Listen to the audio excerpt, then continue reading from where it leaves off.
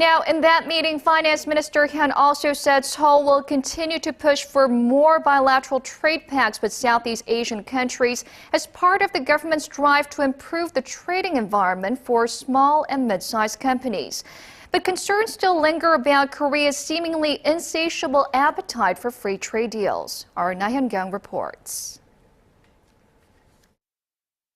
It's been 10 years since Korea signed its first bilateral free trade agreement with Chile. Since then, the trade volume between the two countries has increased more than fourfold, topping $7 billion last year. The Korean government has been signing many more FTAs over the last decade, with the most recent concluded negotiation being Seoul's trade pact with Canada.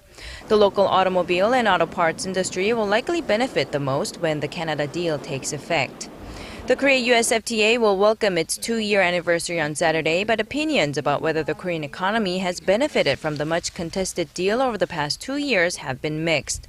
Last year, the government said Seoul's trade surplus with Washington jumped 44% compared to before the deal was ratified. But some industry experts say improved exports to the U.S. were on the back of a recovery in advanced economies rather than the bilateral trade deal. It remains to be seen whether the government and experts will be able to evaluate the economic effects of the Korea-US deal with one voice this year. Another trade deal drawing much attention is the Korea-China FTA. The 10th round of negotiations will take place in Korea this month.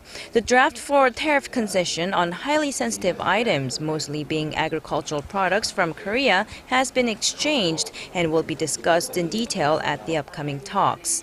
Although analysts estimate Korea's GDP will increase by up to 3% in the 10 years after the deal is signed, skeptics say the bilateral pact will devastate Korea's agricultural sector.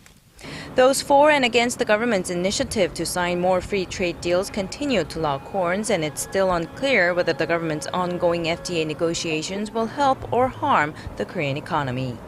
Laah Hyun-kyung, Arirang News.